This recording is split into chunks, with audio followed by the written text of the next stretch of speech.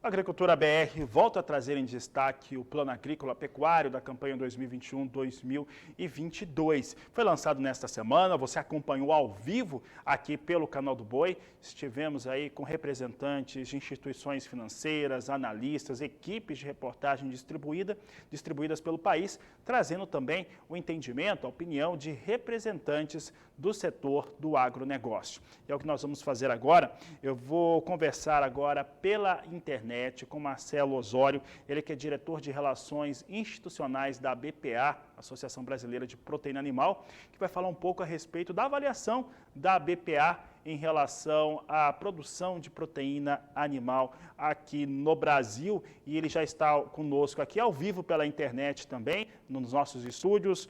Marcelo Osório, obrigado pela participação, por estar conosco aqui no Agricultura BR, no Canal do Boi. Primeiramente, vou te perguntar, a avaliação geral da BPA, um plano positivo aí para quem trabalha com produção de proteínas no Brasil? Boa tarde, seja bem-vindo. Boa tarde, Fabiano. Um prazer aqui estar com vocês e com teus telespectadores.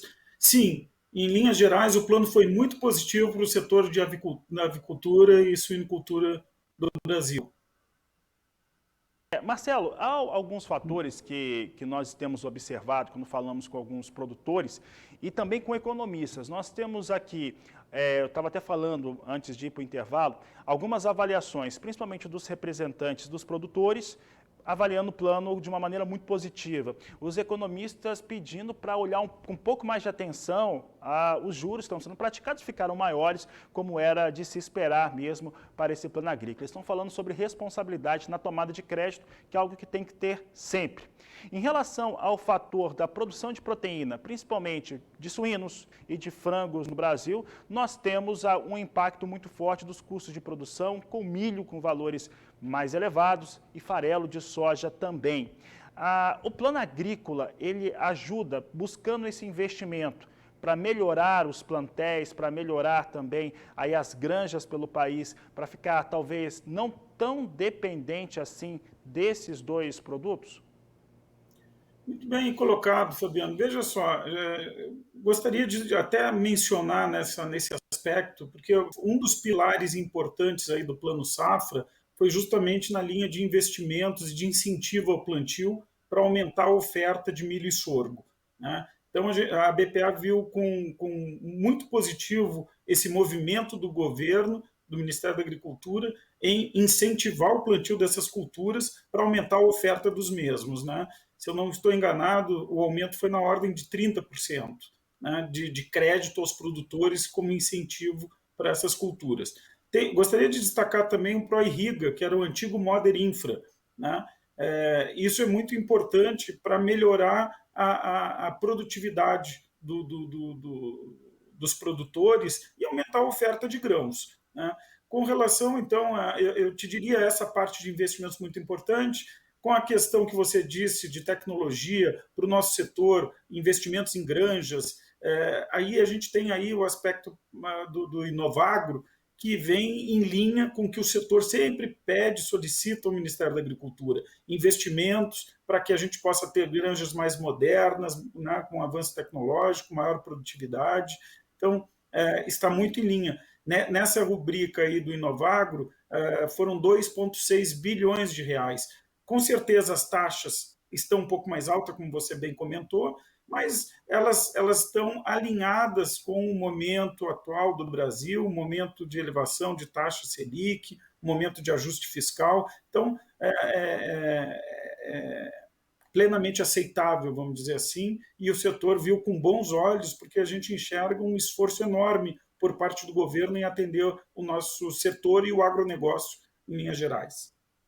Osório, você citou duas questões importantes sobre um outro desafio que o Brasil tem como um todo, né? Se o setor de produção de proteína animal tem o desafio dos custos de produção com os cereais e o farelo da oleaginosa, o Brasil inteiro tem um desafio muito grande também com a questão da energia, geração de energia no Brasil, ainda mais no ano no qual nós enfrentamos aí uma situação de poucas chuvas, o que acaba impactando as hidrelétricas brasileiras.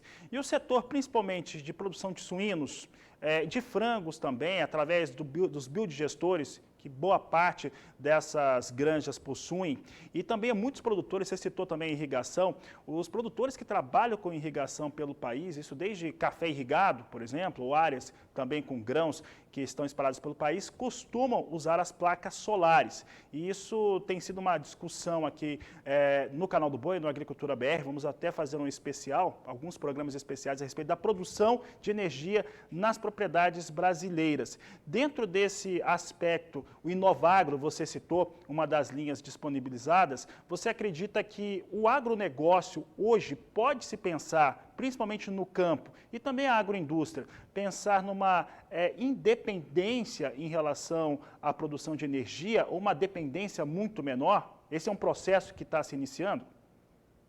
Com certeza, Fabiano, a gente já vem, né, falando e trabalhando muito nessa linha de sustentabilidade ecológica. Aí foi muito oportuna a sua pergunta, porque o Plano Safra, nós tínhamos a linha do Inovagro, existe ainda, né, e que é muito importante, mas agora foi criado uma conta específica, uma linha de crédito específica chamada de ABC Sustentabilidade, Agricultura de Baixo Carbono. Foram 5 bilhões que foram aí alocados justamente para fomentar a geração de energia renovável, né? No nosso setor, por exemplo, biogás, biometano, isso é muito importante, isso é pensar a longo prazo, é estratégico e 100% alinhado com todos os objetivos do nosso setor, da economia brasileira como um todo, e a demanda que vem lá de fora. Hoje se fala muito em ESG, né? Então, aquela produção sustentável, com governança, com responsabilidade social.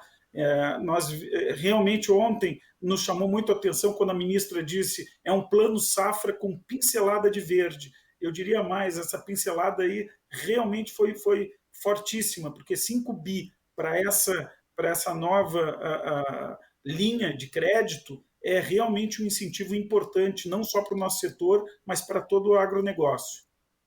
Tá certo. Marcelo Osório, para encerrarmos aqui a nossa entrevista no Agricultura BR, no canal do Boi, eu quero perguntar para você o seguinte: o Plano Safra está lançado, 2021-2022, as linhas estão aí, há possibilidades, principalmente sobre esse aspecto de sustentabilidade, que é o pensamento na população, no meio ambiente. Claro, né, o principal tem que ter rendimento, tem que ter lucratividade para ser sustentável. Quais são os desafios desse setor, pensando aí nesse ano safra 21-22, para a produção de proteínas no Brasil? O que você aponta como grandes desafios para esse novo período? O nosso grande desafio atualmente é o equilíbrio entre os custos de produção e o preço de venda, né? O custo aumentou demais, como vocês sabem, 75% da ração, ou quase isso, é oriundo do custo do milho e do farelo de soja. E nós não conseguimos repassar isso. Então, aqueles associados, os nossos frigoríficos, que dependem muito do mercado interno, e nós temos aqui que atentar que mais de 70% da produção fica no mercado interno, nós estamos sofrendo demais. Então, o setor hoje perde para produzir. E isso, de fato, é um grande desafio. O milho agora, com a abertura da importação do milho americano, a tendência é cair um pouco aqui internamente. Está entrando a segunda safra, que nós temos excelentes expectativas. Então, a tendência é buscar esse equilíbrio, viu, Fabiano? Mas esse é o grande desafio até o final do ano. Osório, eu agradeço a sua participação aqui no Canal do Boi pela entrevista. Obrigado e uma boa tarde a você. Nós que agradecemos e contem aqui conosco. Um abraço a todos. Um grande abraço. Eu conversei com Marcelo Osório, diretor de Relações Institucionais da ABPA, Associação Brasileira de Proteína Animal, avaliando o Plano Agrícola Pecuário 2021-2022, lançado nesta semana e transmitido pelo Canal do Boi.